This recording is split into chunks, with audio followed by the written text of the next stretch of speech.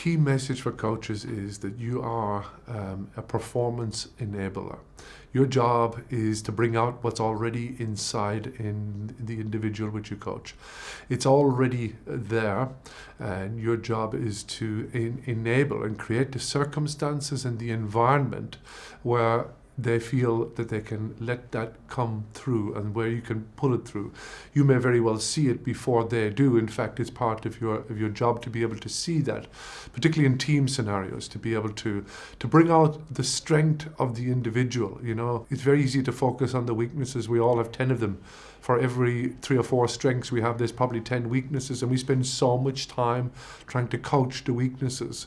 I prefer to coach the strengths and shore up the weaknesses. The more time that you spend with them, that's not necessarily in a competitive coaching, and that you can be relaxed and they're relaxed, then you'll see things come out. Even in playing other games, even in warm-ups, creating scenarios, you'll see even leadership abilities. You'll see all sorts of things. And to bring out leaders, not just one leader, to make everybody leaders in a certain, for responsibility to create certain things and to enable them to become better people, really, to bring out there's many different versions of who we can all be, going from the highest version of ourselves to the lowest version of ourselves. And we can be, depending on the circumstances and the environment we're in, become any one of them.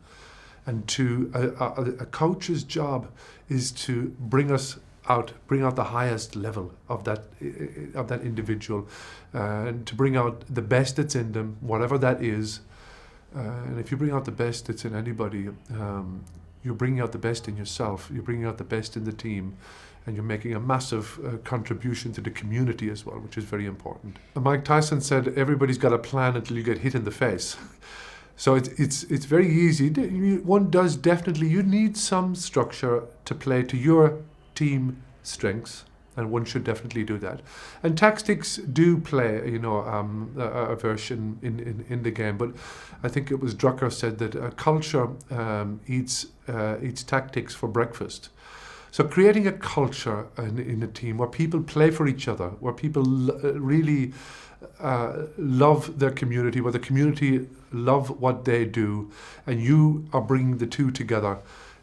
That's the most important thing. Nobody's going to win all of the time. If you're making progress, if you were 5th in the league last year and you finish 4th or you finish 3rd, it doesn't matter if you didn't win. You're going somewhere. You're making progress. If you're a better person, if you can observe the world in a different way. And if you look at what we're doing here, like with GA, and look how much GA has changed in the last 20 years. Look how much GA has become more progressive. Look how much more confident the GA is about itself. Would this have happened, coaching conferences like this? It wouldn't have happened in the way that they're happening now, and the facilitators and the people who are speaking 20 years ago or 10 years ago. And so that's part of, if the GA changes, the country changes. It's such a big part of who we are.